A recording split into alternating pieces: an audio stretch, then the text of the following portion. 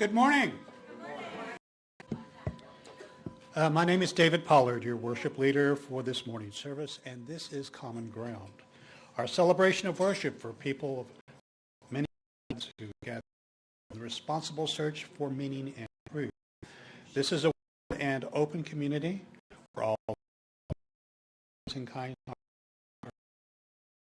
regardless of gender. We hope that all who join us today find this a safe place to worship. Now, please greet the people next to you. You will have an opportunity to greet everyone during our coffee hour, and when you hear the bell, please remain standing for a moment of silence, followed by our gathering song.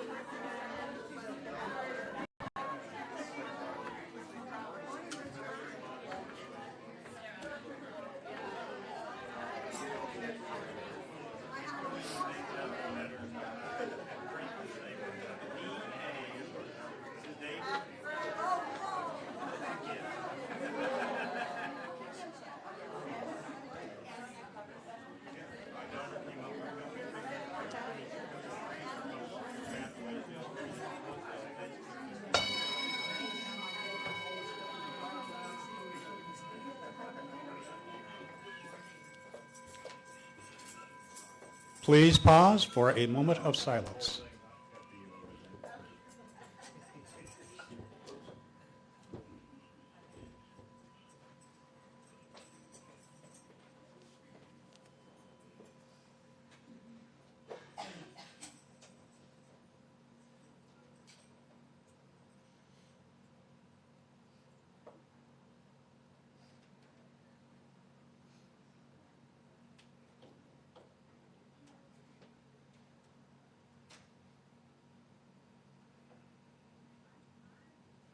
Now let's join the Come As You Are choir in our gathering song, Come and Go With Me.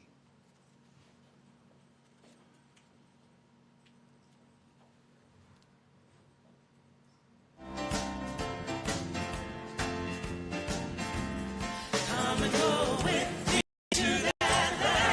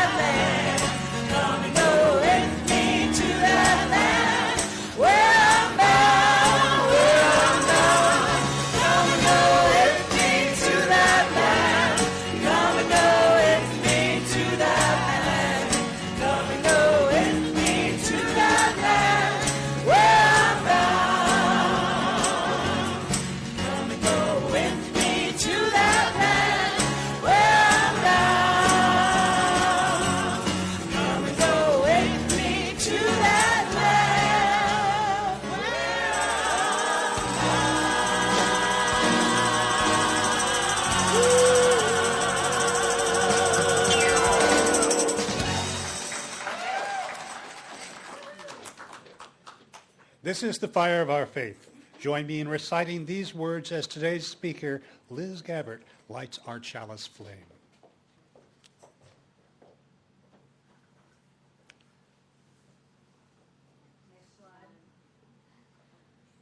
Flame of our faith, call us into the community of love and justice this morning and every morning.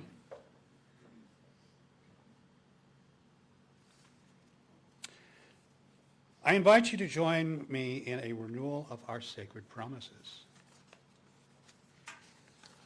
Love is the doctrine of this church. The quest of truth is its sacrament, and service is its prayer. To dwell together in peace, to seek knowledge and freedom, to serve human need, to the end that all souls shall grow in harmony with the divine. Thus do we covenant with each other. As you are seated, please move toward the walls to make it easier for folks still arriving to find seats. As you know, you also can enjoy the services remotely upstairs in the loft, the peanut gallery, as I call it. Story for All Ages is a short video produced in 2018 by a Swedish trade union. The intent of the video is to raise awareness and promote enlightened change in this experiment.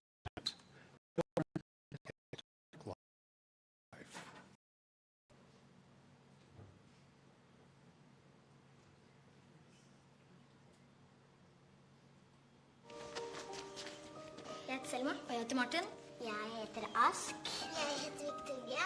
Jeg heter Lars. Og jeg heter Felicia. Nå har jeg en liten jobb til dere. Jeg tenkte dere skulle putte de blå ballene i den ene vasen, og de rosa i den andre. Okay. Skal vi ta rosa i den og blå i den da? Nei. Annet. Blå i denne.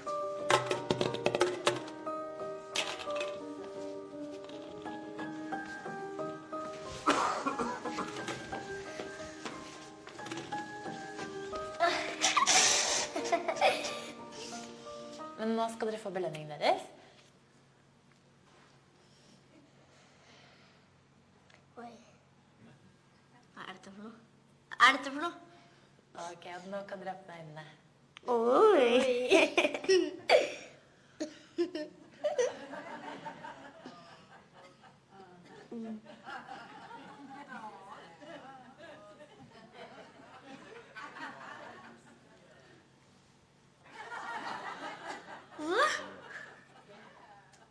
Jeg fikk litt mer. Molly, grunnen til at du har fått mindre enn Thomas, det er faktisk fordi du er jente. Det er kjemperart.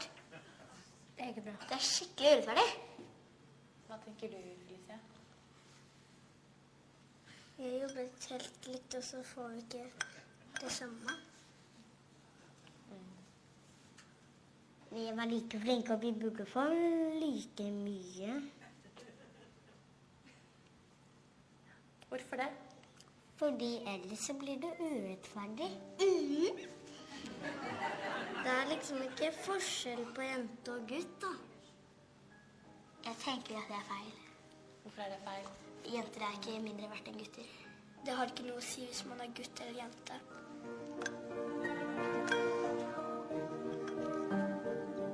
Sånn, jeg tror det er like mye nå. Nei.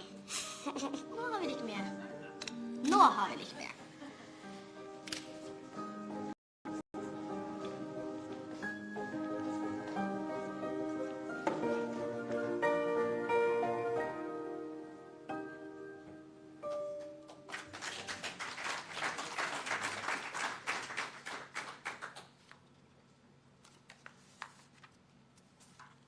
In religious education today, children will wrap up their work on the October theme, What Does It Mean to Be a People of Belonging? The goal of today's lesson is to begin to understand that everything belongs to each other. Next week, the children will begin working on the November theme, which is What Does It Mean to Be a People of Attention? They will practice the skill and practice focusing attention inside of themselves. The session goal will be to learn something about ourselves by learning prayer. Both today and next week, the youth will continue practicing their skit, Star Tall. At this time, the children are invited to take part in religious education. Let's send them out with these words. We pass this flame of religious freedom from generation to generation.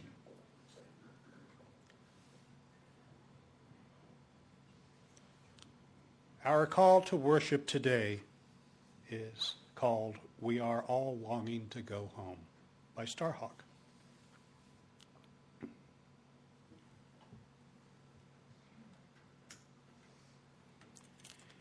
We are all longing to go home to some place we have never been, a place half remembered and half envisioned we can only catch glimpses of from time to time. Community.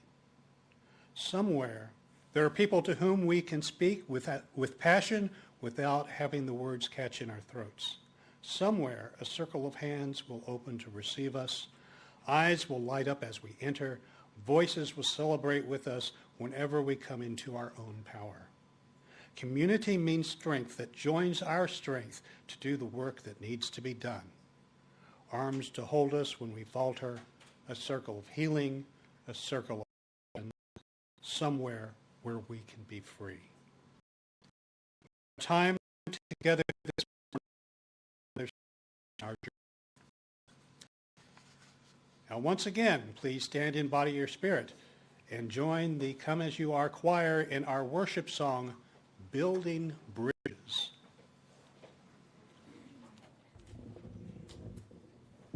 Get past. Oh, right. I'm sorry. I forgot. I'm supposed to explain. This is one that we do as a round. So we're going to sing it 3 times total. The first time, everybody together. And then the second time, starting right here, everybody forward of this line will just continue to sing, like repeat it. Everybody back, we're going to wait and come on, stand. Okay.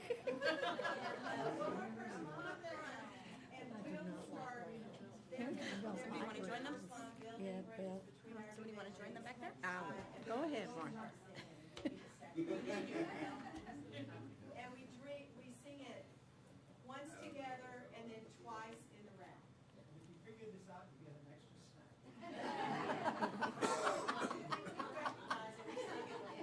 Oh, you're so funny.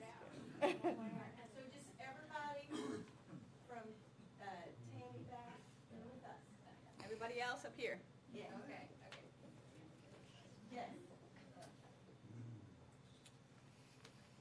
As between our divisions, I reach out to you. Will you reach out to me? With all of our voices and all of our visions, friends, we could make such sweet harmony. Everyone in the front. Building bridges between our divisions, I reach out to you. Will you reach out to me? With all of our voices and all of our visions, our friends, reach to me. Reach out to me. With all of our voices and reach out our visions, I reach out to you. Reach out to me. With all of our voices and all of our visions, our friends, reach to me. Reach out to me. With all of our voices, sweet harmony. Friends, we could make such sweet harmony. Friends, we could make such sweet harmony.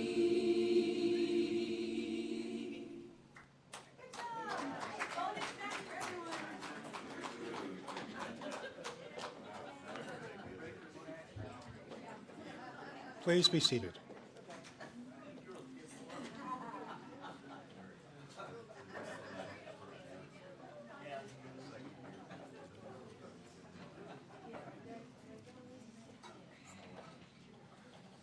The speaker this morning is our own Liz Gabhart.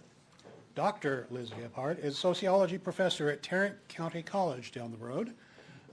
She lives in Keller with her husband David, 3 kids, and 2 cats. Liz.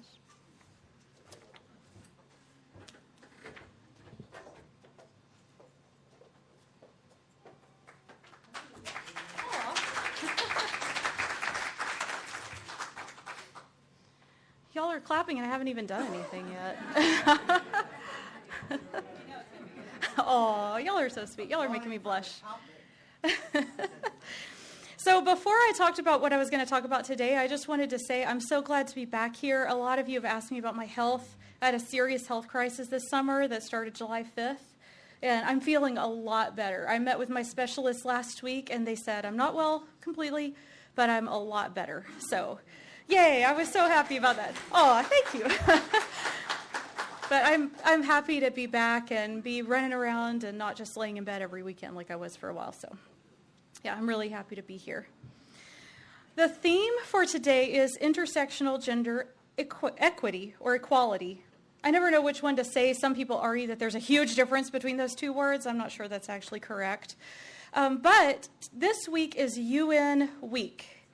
And the UN is focusing on gender equity. Well, this is one of my favorite topics. I'm so glad to talk on this. But the theme is intersectional gender equity. So let's start with this. What is intersectionality? The concept was coined by Kimberly Crenshaw in 1989. She talks in her paper about how membership in multiple groups affects our lives. When you walk out the door every day, you don't just walk out the door as a white person or a Hispanic person or a black person. You don't just walk out the door as a male or a female or an intersex person. You don't just walk out the door as a straight person or a gay person or a pansexual person, whatever you are, right? You are all those things all the time, all at once. Your lived experience is everything all at once. All of your different categories that we humans like to lump each other in, you have all of those categories all at once. Kimberly Crenshaw was a black woman who said, people like to talk about me as a black person or as a woman, but that doesn't capture my experience. My actual experience is intersected. I don't have a lot of room on this podium here, so I'm going to have to put my hands over my face here. My actual experience is intersected. It's all like combined. The experience of being a black woman isn't just the experience of being black or being a woman. It's a unique experience, right? That's what she argued. We're not going to focus too much on intersectionality. I just wanted to make sure everyone was familiar with these terms. We're going to talk about intersectionality in terms of gender, but we're actually going to focus on money. The reason we're going to focus on money, even though there are lots of aspects to gender equity, lots of aspects, right? Anyone want to take bets as to whether the women spent more time this morning getting ready or the men before we came here, right? There are lots of aspects of gender equity. The fact that I'm up here, a lot of religions wouldn't accept that, right? So leadership, acceptance in religious organizations, the amount of time to get ready, who takes care of the kids, all of these are aspects of equity, but I'm going to focus on money. And I think there's a good reason for that. Money is power. If we could give women power in terms of equal pay, we could do dramatic things to the world. I'm not saying for sure it would solve all the gender equity issues, but it would solve a lot of them, right? Money is power. Money is the power to leave an abuser. You want to help women leave an abuser? Give her money. Money is the power to have kids or not, to go on vacation or not, to leave a creepy boss or a sexist workplace. You want to make workplaces less sexist in general? Bosses less creepy? Give women money, right? Money is the power to go to college. It's the power to choose your neighborhood, your state, or your nation. It's the power to get medical care. Yeah. It is the power to run for political office. All of these and many more, I tried to stop the list at just those, but you can start thinking about all the ways money is power. Money is power in our society. So let's talk about economic equity first when we're talking about gender equity. Who in here has already heard about the gender pay gap? Yeah, probably everyone. You've probably heard that women make about 80 cents for every dollar that men make. You can find different figures on that, and that's not necessarily that people are lying. I've heard figures all the way as low as like 70 cents all the way to 90 cents. It depends on how you calculate it. You can calculate it with only full-time workers or including part-time workers or including extra work that people do, and you can also include whether the job has benefits or not. There are all kinds of different ways to calculate it. I'm not going to go into that, but just because someone says a different number, they might say 75 cents on the dollar, they might say 85 cents on the dollar, they're not necessarily lying to you. It's just that it's hard to calculate. But I kind of average all those numbers that I've heard out, and I say women make about 80 cents for every dollar that men make, depending on how you calculate it, about 80 cents. But here's the intersectionality part. Not every woman is equally oppressed. Not every woman is equally oppressed.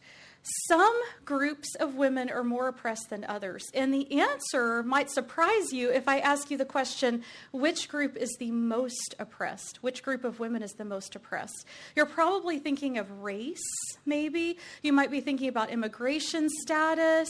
You might be thinking about sexuality, gay women, transgender women. Certainly all those categories make less money than a white, cisgender, heterosexual woman who is native born, right? Certainly all those categories do. But I'm going to tell you about a category of women that is more oppressed that might surprise you. I'm telling you about this specifically because you may not have heard about this before. And I always want to bring you new information, right? I don't want to tell you about stuff you've already heard about before. There is one group of women that makes far less than everybody else. And if we could focus our activism on this one group of women, we could do major good in the world. That group is mothers. A few of you might have heard that before. This is called the motherhood penalty. In the research literature, it's called a motherhood penalty. Mothers make way less money than women who don't have kids, right? Childless women. In fact, the bulk of that pay differential, the 80%, most of it is about mothers making so much less than childless women that all women on average make about 80 cents less, if that makes sense. Mothers make so much less than everybody else. So I wanted to introduce you to some of this research, my favorite research on this topic, and it's the research that I usually use in my classes because it just sums it up so well. I love it. These researchers are genius, right?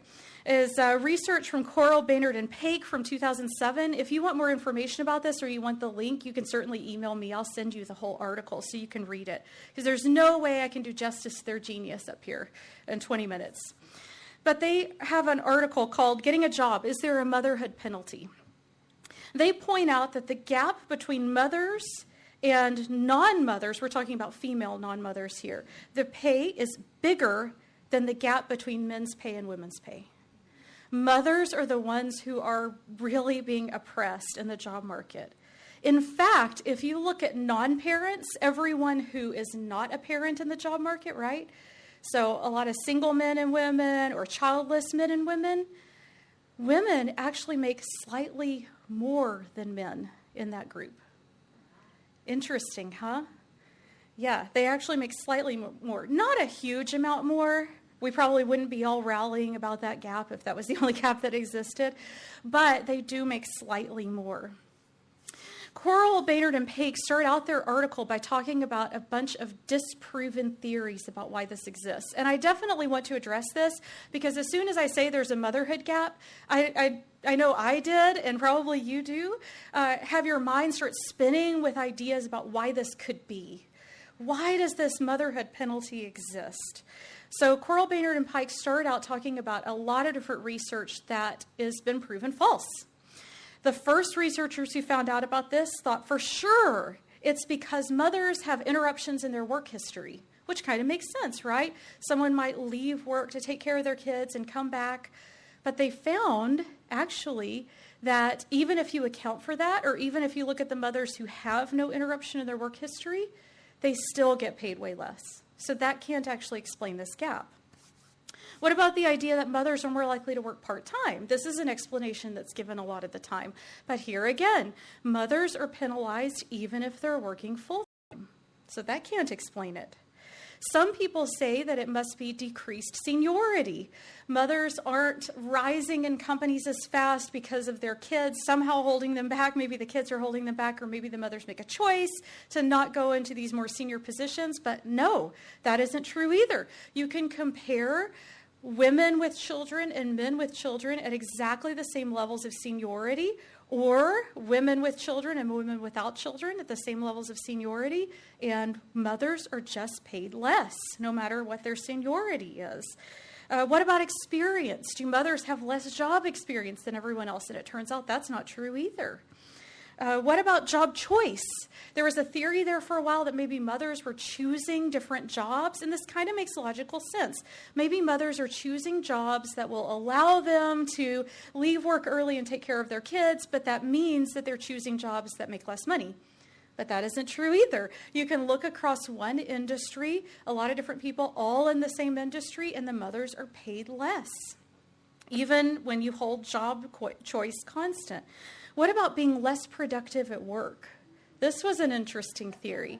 Some people thought for a while that surely mothers are just so consumed with thoughts about their children at home that they're being less productive at work. But that hasn't been proven true either.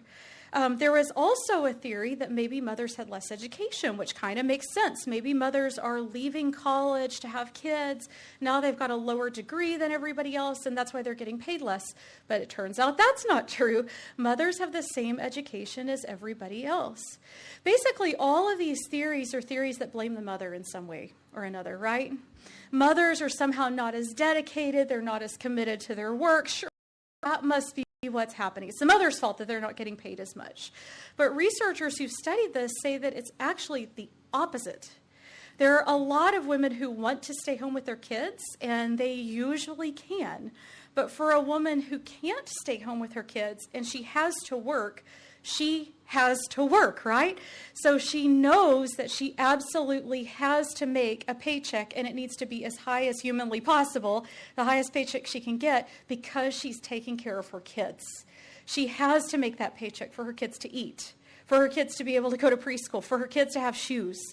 So you actually see the opposite, where mothers tend to be more dedicated, whereas other people who don't have kids, might say, I could take this job or leave it. We see mothers saying, I have to have this job.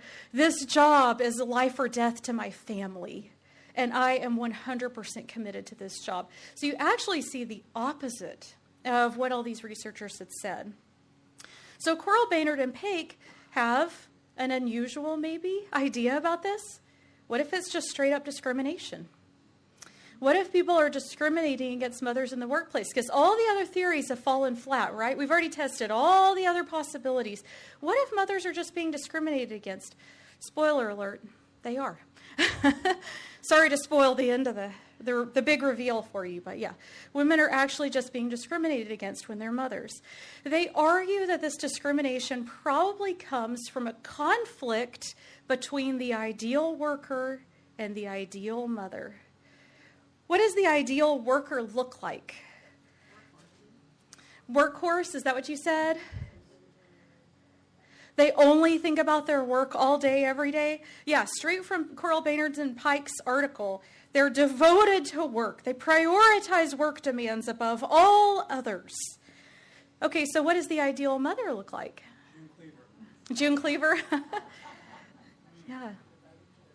Devoted to children, that's it. Oh, sorry. Devoted to children. They prioritize children's needs above all others. So this idea that we have, possibly a false idea, that there's the ideal worker and the ideal mother, and you can't be both at the same time, creates this kind of conflict in a lot of people's heads. Well, could she really be a mother? Or could she really be a good mother if she's a good worker? Now let's ask the question, what does the ideal father look like? Provider. The ideal father is a good worker. So those two roles aren't in conflict with the father. They're in conflict with the mother. At least this is Coral, Baynard, and Paik's theory about why this happens, why this discrimination happened. Now, I just want to emphasize there is no evidence suggesting that mothers' devotion to work is actually less than. This is all about people's perceptions. It's all about our cultural perceptions of what it is to be a mother and what it is to be a worker. This isn't in my notes, but I also want to throw out this ideal mother archetype has increased dramatically over the past 30, 50 years. My dad tells stories about how my grandma used to get all 5 of the kids, him and his 4 siblings, and she would wake them up, feed them breakfast on summer mornings, and then kick them out of the house and actually lock the door. She'd be like, you aren't coming back in unless you're bleeding, right? Then they could come back in for lunch and eat a sandwich, and then she would kick them all out again and lock the door, and they could come back in for dinner. Today, if a mother did that, she would be considered incompetent, terrible. Someone might even call CPS on her. The idea of what a mother looks like and how devoted she is to her kids has escalated and escalated and escalated. A lot of times in my classes, I show a picture of a walking ICU contraption that was created for newborn babies that are premature. Women can get these walking ICUs. It's this backpack where you're carrying an entire ICU in these machines on your back, and then you carry the baby on your front. Now, that might be okay. Like, I'm not saying for sure that's a bad thing or a good thing, but would anybody, even if they had the technology, would anybody expect mothers to carry an ICU on their backs 100 years ago? No. We have this, in some ways unrealistic, in some ways positive. So there are good things about it and bad things about it. But we've got this unrealistic idea of how devoted a mother has to be to her children in order to be a good mother. And it just keeps ramping up and up and up and up every decade. Anyway, back to my notes. So Coral, Baynard, and Paik wanted to decide if there really was discrimination happening or not. So they designed this just brilliant experiment. First, they started with a lab experiment. They had 188 people in the lab, and they lied to them. Of course, if you ever go to a lab, someone's lying to you, right? Especially in a psychology lab. They lied to them and said, we're with blah, blah, blah company. They invented some tech company. And we wanted you to help us rank the resumes that we have received to tell us whether we should hire these people or not. Y'all, it's a setup. No tech company is going to ask you to rank their resumes. But anyway, so that's what they did. They had 2 equivalent resumes. They had already tested these resumes. They weren't exactly the same because obviously that would give the game away, but they were equivalent resumes. They had already tested these resumes, and people had looked at the resumes and said, yeah, these 2 applicants are basically equal. So it wouldn't be really fair if one person was from Harvard and one person was from UTA, right? So instead, they've got equivalent experience, equivalent training, equivalent degrees, right? So they've got all of these equivalent resumes, and they ask 188 people to rank them. But here's the tricky part. They indicated that one of these resumes was a mother. They actually did it with fathers, too. They had male and female resumes, and they had parents and non-parents in both categories. Here's how they did it. Here's where you're going to agree with me that they're just genius. I hope I get to meet them someday. I'm going to get them to autograph a part of my body and then get it tattooed across. Anyway, I'm that kind of nerd. In the other activities section of the resume, they had one resume that said fundraiser for a neighborhood association, and then another resume said parent-teacher association coordinator. Yeah, so they were able to show that one of these people was supposedly a parent and the other was not. Here were the results. Mothers compared with non-mothers. Mothers were judged 10% less competent with equivalent resumes. Oh, and by the way, they would also switch them. Like one person went to UTA, one person went to UNT, right? They would actually switch out which is the mother each time. So the resumes were constantly switching. Mothers were judged as 10% less competent, 15% less committed. The recommended starting salary for mothers was $11,000 less. There were harsher performance and punctuality standards. They were allowed fewer times being late to work. When the people who were evaluating the resumes were asked how high should this person score on a management exam before we would consider them for hire, the mothers were required to have much higher scores than the non-mothers. The mothers were 8 times less likely to be recommended for management and 6 times less likely to be recommended for hire, just by switching that one line on the resume. PTA or neighborhood association, that's all they switched. Yeah. Then they tried to compare the fathers, because historically there has been a motherhood penalty and a fatherhood bonus.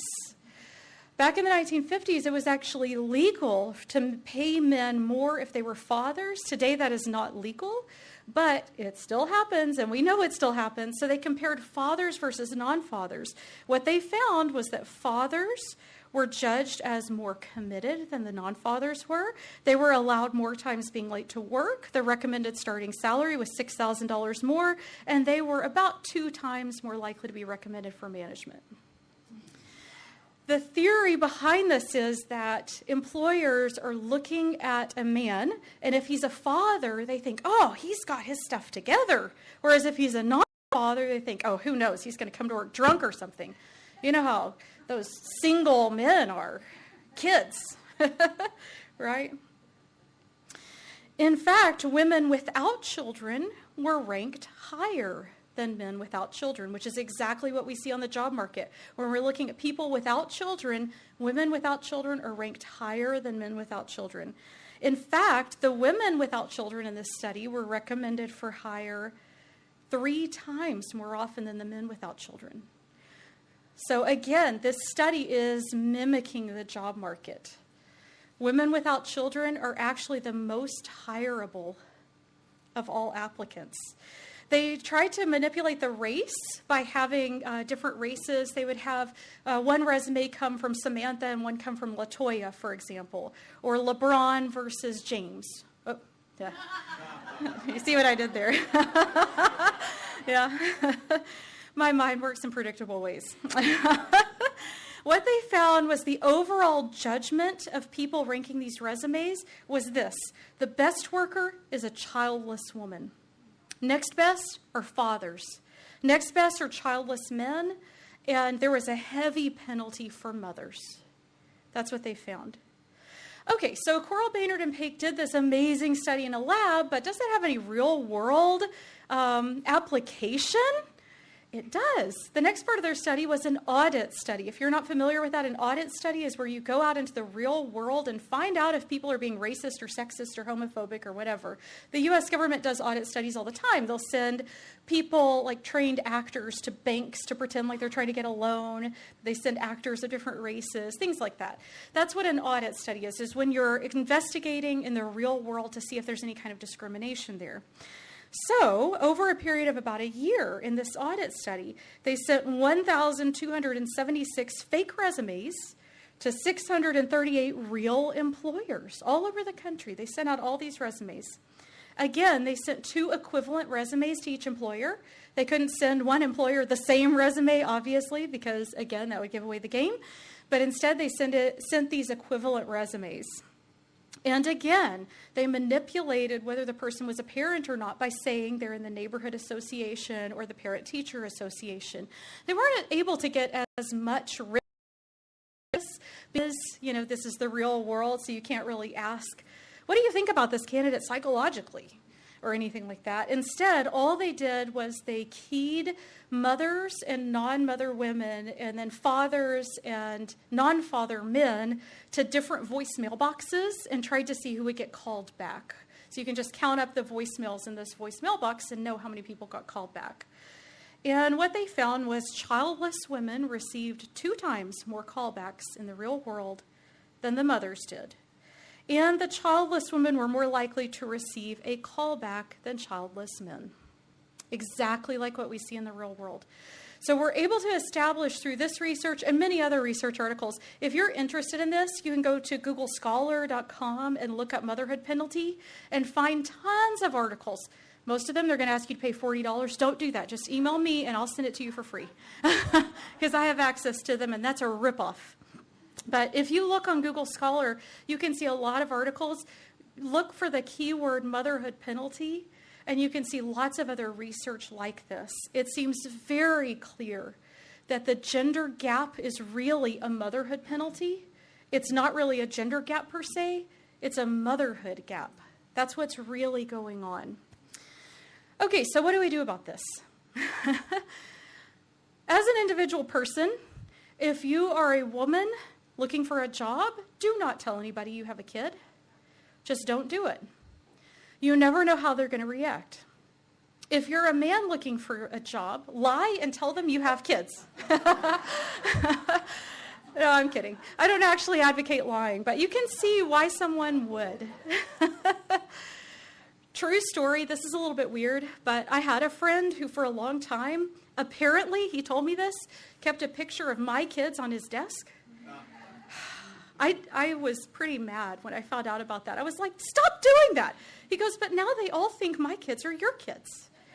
So he had them all sitting in a picture on his desk, and he would go to his yearly evaluation, and his boss repeatedly said, well, I wasn't going to give you a raise, but I know about those kids. That's why he did it. I don't know if, I lost touch with him years ago, so I don't know if my kids are still sitting on his desk, but yeah. I don't actually recommend lying. That's a little bit scummy. And I was mad when I found out my friend did it. But at the same time, it's logical. It might not be moral, but it's logical. It makes sense that men would do that. Whereas for women, it is completely logical and moral for you to never mention your kids at work. Or maybe not until you're very comfortable that this is actually a family-friendly environment. But never, ever say it in the job application, the resume, or the interview. All right, now let's go to some of the bigger solutions that we have. I went to the UN webpage and looked at the solutions that they advocate for this gender wage gap. And I have to say I agree with all these solutions. They said there should be a minimum living wage worldwide, and I agree. Not just a minimum wage, a minimum living wage. Nobody can live on $7.50 an hour. That isn't realistic. We need a living minimum wage. Universal social protection, such as paid maternity leave, child care, health care support, unemployment insurance, pensions and retirements. All of these things would help women. Even if employers discriminate on the job market, women might still be okay as long as we provide this kind of social safety net for them, right? The UN also recommends extended protections to workers in the informal economy. That's where it gets a lot trickier. The formal economy usually has some laws, although there are countries that abuse workers even in the formal economy. But the informal economy is where a lot of women work, getting paid by the neighbors to take care of kids, or I'll, clean your house for extra cash or whatever. We need to have protections for women in the informal economy because a lot of mothers are in that informal economy. We need to extend unionization. Unionization decrease the wage gap. Union members have a much smaller wage gap, gender wage gap, than non-union members. So just allowing more unions, I'm talking to Texas, that would actually, right? Being a right-to-work state. Don't get me started on how they name things, the opposite of what they are. Public child care, elderly care services, family-friendly workplace policies, all of these would help convince employers that it's not impossible to be an ideal worker and an ideal mother at the same time. Encouraging men to share responsibilities and giving men paternity leave would also help. It would take some of the pressure off this ideal mother kind of archetype and instead allow us to have a more realistic and child-centered ideal father concept, right? What about transparency within companies about how much they pay? Anybody else get all pissed off every time you hear about this? That we're not supposed to talk about how much we make with our... The only person that benefits is the boss. So that way they're able to pay people different amounts based on race or gender or who they just don't like, who their family had a feud with 100 years ago, whatever. We also need to support the UN Equal Pay Coalition. That is an organization that is working on that. If you ever wanted to throw them a few dollars, I'm sure they would appreciate it. There's also a website that the UN recommended that is www.23percentrobbery.com. So you can go to that website and support them there. These are all the ideas I have. Now tell me your questions or comments. Oh my gosh, so much. And you all raise your hands at the same time. Okay. Yeah, go ahead. I'm going to start in the back and work my way up. I'll make a comment about unions. I love unions. I think it's great, but they ask for too much. And literally in the last 35 years, I've watched the plastics industry and the semiconductor industry drive those jobs out of the U.S. to Asia. That was all because over there is no union. It's a global economy, so what we do in the U.S.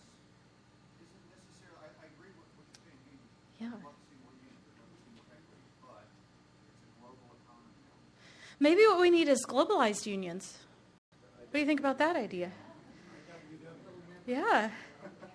Although I hear what you're saying, unions have upsides and downsides. So one upside is that it decreases the gender pay gap, but it also increases some other issues. Then I think way back there in the back again. Yeah.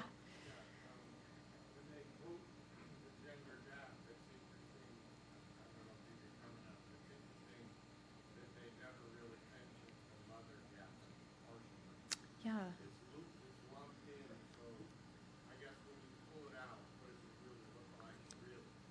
Right.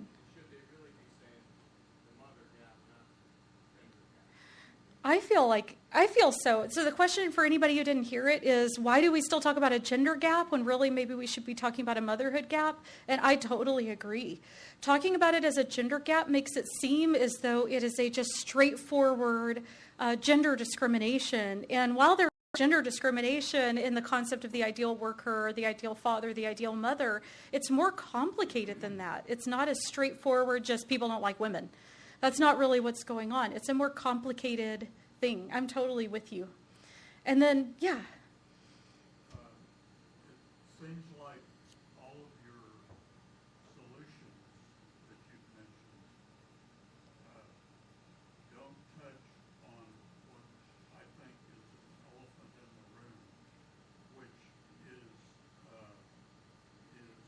childhood, starting with toddlers, and the imprinting that is done by parents and flows to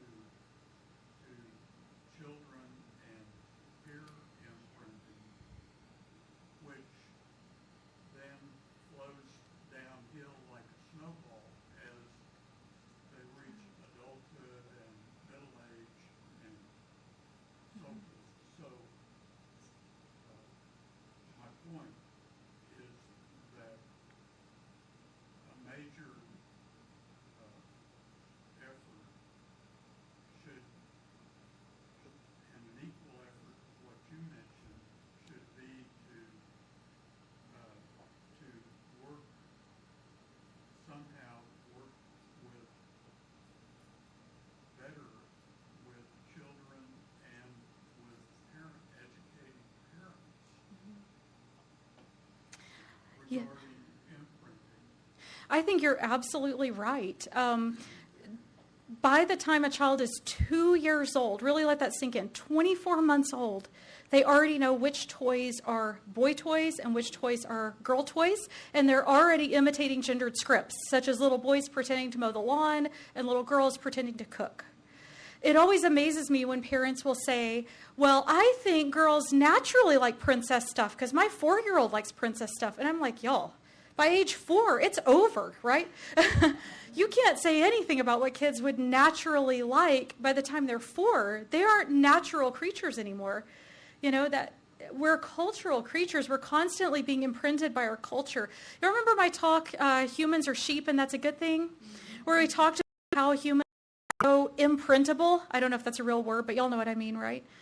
Yeah, we're constantly molding and shaping our brains to match the culture. And our culture is so gendered. All the toys are pink or blue. Kids from the time they're 2 or 3 years old are reluctant to use a toothbrush from the other side, the enemy, right? So that imprinting is starting so early. You're absolutely right. Yeah. I have a question and a comment. The question is about early on in your talk, you talked about some pay statistics, and I wanted to know if those are absolute differences in money or if they're differences in money for equivalent jobs.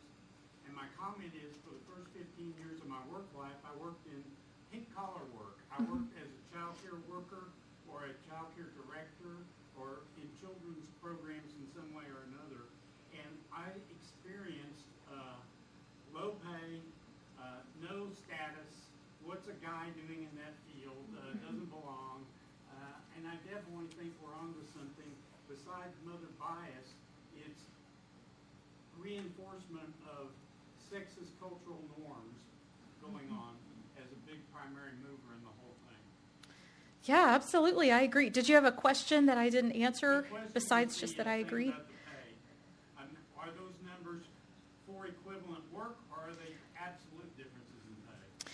There are lots of different ways that this has been measured. The gender pay gap has been studied like 1,000 times. So there are certainly researchers that will only compare one job. I'm expressing this badly in English. There are researchers who will only study across the same occupation to figure out the pay gaps in that one occupation. And so they'll hold the occupation steady, basically. And then there are others that will look across occupations. And they find a gender pay gap almost either way that they look at it. Yeah, okay, I think you were actually next. You've been waiting a while. One measure that might help ameliorate it is to say that if you're a woman and you're claiming child deductions in your income tax, you should be exempt from paying Social Security while you're at home. Interesting. And I think culturally that would be a lot easier to swallow here than some of the more left-wing ideas you were putting forward. Also, a lot of times they talk about how for younger women, the pay gap is less. Well, fewer of them are mothers. Exactly. And also, men have not started their meteoric rise into the upper echelons at that point. So, yes, it's only 90% there. Right. That's not evidence that sexism is lessening. Yeah, it's evidence that those people don't have kids yet. I think you were next. I'm not sure. I might be going all out of order. Sorry if I am.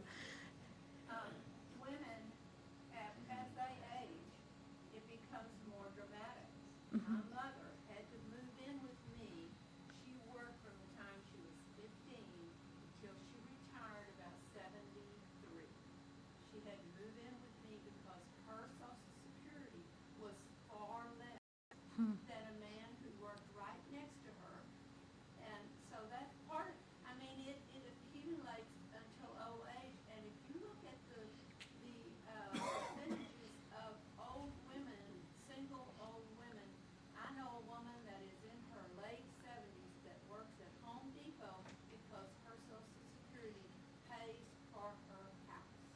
The rest of it, she has to work. You're talking about the feminization of poverty here. That's another key search term that you could look up if you're interested in this. The feminization of poverty. Poverty has a woman's face. I didn't make that up. But that's a saying that goes around. Poverty has a woman's face. And that's exactly why, even during retirement. I think you were next. Is it not the case that most of the time when there are child care conflicts with your work, that is the mother who takes the hit and goes home to pick her sick child up from school or stays home because her child is sick, and the father usually gets to stay at work? And isn't there something that we should be thinking about that we can do something about that? Yes, absolutely. But in the case of a woman who absolutely has to be at work or her kids are not going to eat and have shoes, usually she will just stay at work anyway. And in a lot of those cases, the kids are the ones who suffer, not really the father. But you're absolutely right. There's been some attempts at perfect gender equality. For example, in the Israeli kibbutzes, the kibbutzim, is that the plural is it kibbutzes or kibbutzim? I don't know. Kibbutzim. But those were communes in Israel that were established where everyone was supposed to be perfectly equal. Men and women were supposed to do equal work, and there were professional child care providers who were going to take care of all the kids. But mothers couldn't stand it. Fathers were a lot more okay with this arrangement, but mothers couldn't stand it. And eventually, mothers started overturning this and saying, no, I've got to be with my kids. Now, a lot of anti-feminist rhetoric would point to that and say, see, you feminists don't understand motherhood, and you're trying to separate women from their kids. It's complicated, isn't it?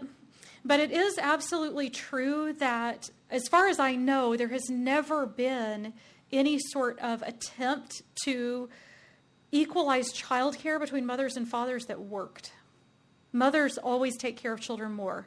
Is that in our biology, in our genes, or DNA, or evolutionary history? Maybe. I don't know. It probably does, although... Well, you get so much work, Yeah.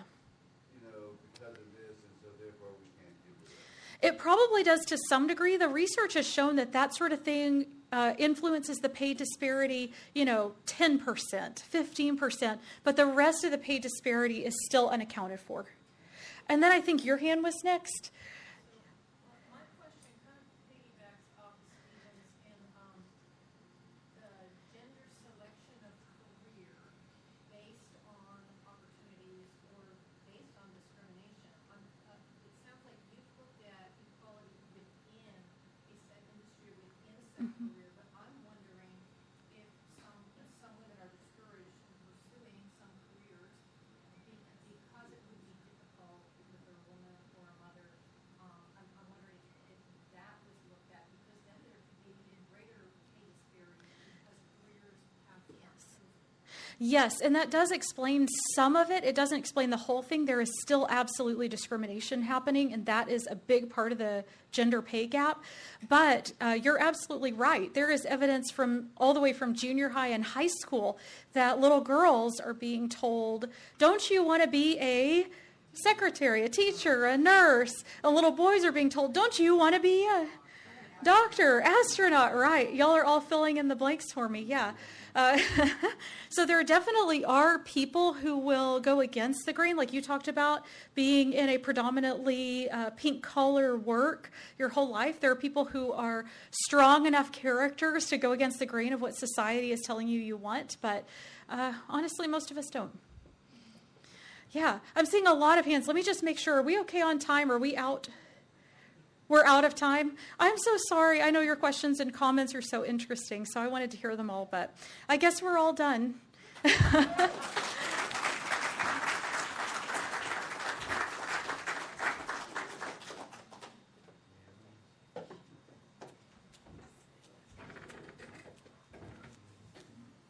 As we have received, so we are asked to give. Please use the offering envelopes provided. Green envelopes are for pledges and gifts to Pathways. Gold envelopes are for donations to our outreach partner. And our outreach partner for October, November, and December is Meals on Wheels of Tarrant County. The 501c3 nonprofit charitable organization provides roughly 1 million meals each year to some of Tarrant County's most frail citizens. By providing home-delivered meals, professional care management, and other needed items and services to homebound, elderly, and disabled citizens, they enable them to remain living independently in their own homes. Meals are delivered by over 5,000 caring volunteers who freely give of their time and personal resources to ensure that clients receive a nutritious meal. Volunteers contact the Meals on Wheels office if a client does not answer the door. The daily safety checks provide an added level of reassurance to the clients and their families. We will now take up the offering.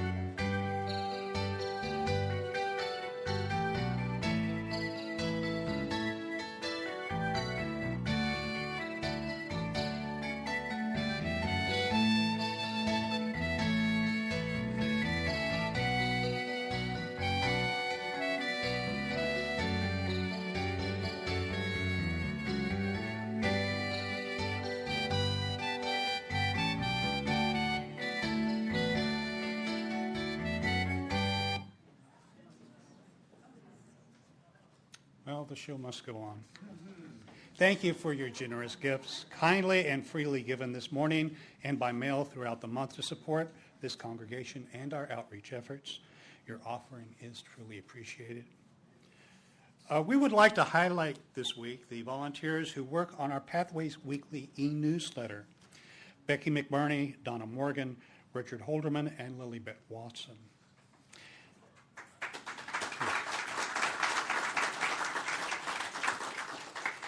After 4 years of editing the weekly newsletter, Lilybeth will be stepping down at the end of this year. The team is in need of one more person beginning January 1st, 2020. It's a great team to work with. If you're interested in joining this team, please contact Becky McBurney. Would you raise your hand if you're in here? No, of course not. Okay. Well, we hope that each of you on your individual paths through the joys and questions of life found some common ground with your fellow travelers here at Pathways today. As Liz extinguishes our chalice flame, afterwards by Krista Tavis. It is our work, shared with each other, in covenant, that creates and sustains this beloved community. We extinguish this chalice, but its light lives on in the directions we have chosen today. To our first-time visitors, if you would like to learn more about Pathways, stay around after worship and talk to us. We'd love to meet you. Be sure to share your contact information with us at the welcome table in the foyer. If you like, sign up at our website for our weekly e-newsletter to be informed of events coming up at Pathways. There are some meetings and events here at Pathways throughout the week. Here are just a few, along with other announcements. For our full lineup of Pathways, see the Pathways Weekly or the events calendar on our website at pathwaysuu.org. Also, take home the order of service sheet inside on your chairs because it has dates of upcoming events on the announcements slide. The Resistance Revival Choir is now forming. This is a pop-up group of women in white intending to make an impact at vigils, demonstrations, protests, and anywhere that a voice for justice and humanity should be heard. Rehearsals are every Sunday, 2 to 3 o'clock here at Pathways. Like and follow this group on Facebook, the Resistance Revival Choir of Fort Worth, which meets in Hurst. Mark your calendars for an important date. Steve Brooks will be returning for a coffee house at Pathways. And this will be happening on November 9th, which is what, 3 weeks from today, last night? 2 weeks. Oh, okay, yeah. Time marches on. And it'll go from 7 to 9 p.m. Everyone come and bring your friends and neighbors. Now, because of the coffee house on November 9th, there is a change to our circle dinners for November. Dinners instead will be happening next Saturday, November 2nd. It will be the eve of changing our clocks, falling back an hour. So we will continue to the fallback theme with the circle dinners by falling it back 1 week to November 2nd. You can add that hour to your evening of fun dining with your Pathways friends. Information is now available for the 2020 Southwest UU Women's Conference, and this will be in Lafayette, Louisiana, from February 28th to March 1st. The theme is Break Not the Circle, UU Sisterhood in Acadiana. Okay, I was going to say academia, but that wasn't right. Online registration will open in mid-November. See the links in our weekly newsletter for more information. And milestones. It is a time to share news of our Pathways family.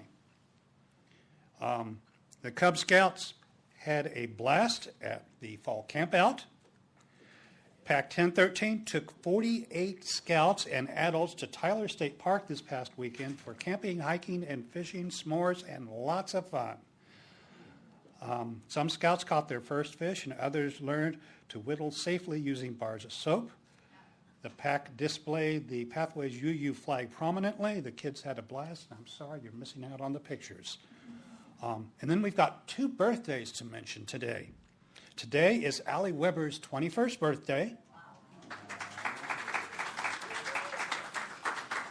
And starting today, Sandy is a septuagenarian.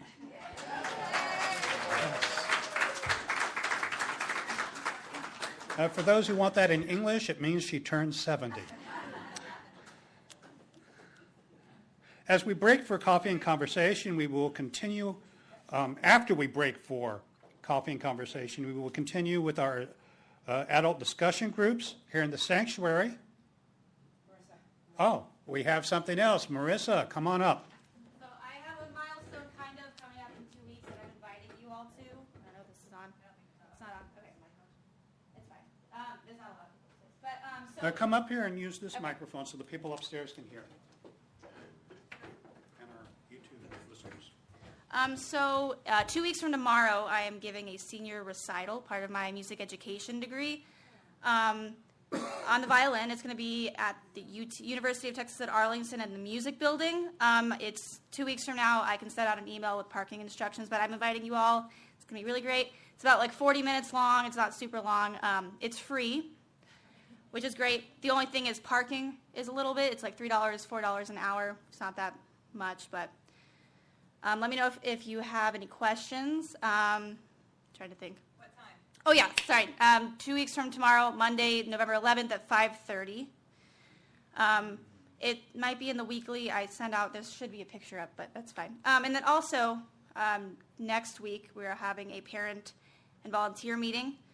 Right after adult discussion groups, the parent meeting is at 12:40 if you have any children in the RE program. And then right after that, we are going to have a volunteer meeting. So most of our volunteers are also parents, so that's why we had it like connected. And if you're interested in volunteering, you can come to that as well. But any questions about recital or meeting? No? Okay, thank you. I hope to see you all there.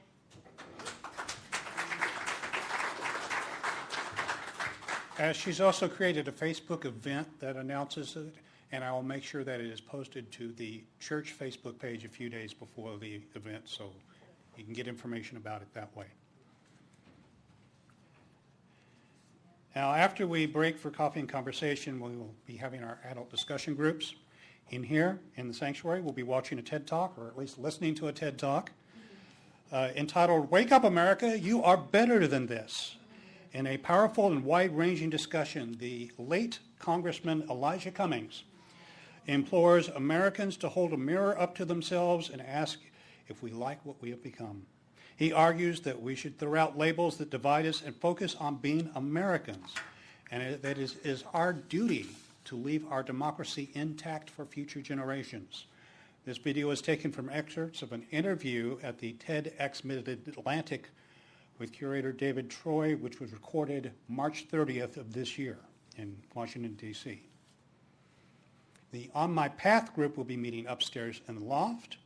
This is a group for adults to celebrate and deepen their individual spiritual journey. It is open to all seekers of any path and is a safe place to speak your truth in a circle of trust. Visitors and newcomers are welcome and encouraged to attend either of these discussion groups. Reading the Bible for the first time book group will be meeting in Class 2 for those who have already registered for it. Parents, please remember to pick up your kids from nursery and RE immediately after Common Ground so that everybody can share in food and fellowship. The nursery will reopen at 11:30 for adult discussion groups. Now, please stand as you're willing and able and join the choir in singing the hymn Better Days by Emma's Revolution as we all guess at the lyrics.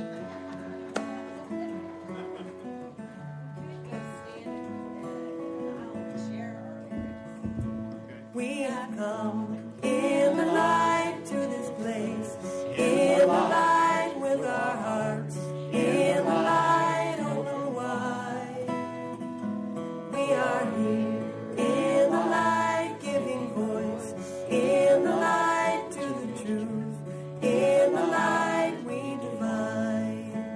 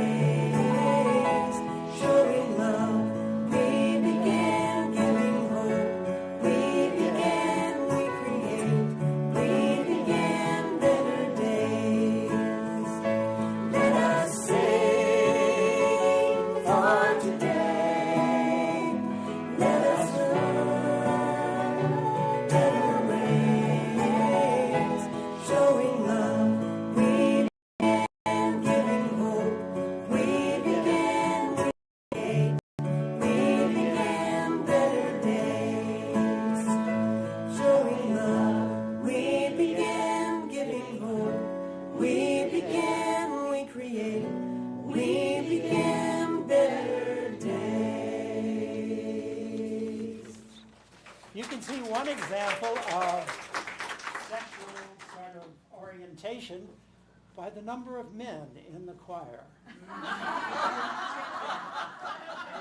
other words, everyone's welcome to join. At least he's paying for it. Yeah, that's right.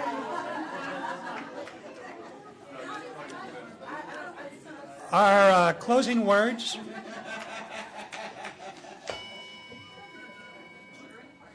Our closing words today are by D. Scott Cooper, who at 4 o'clock this afternoon over at First Unitarian Church of Dallas will become the Reverend D. Scott Cooper. The world aches for us to join together and bring about healing, toil for justice, and produce ever-increasing love. This is our calling. Go forth and act accordingly. Blessed be. Go in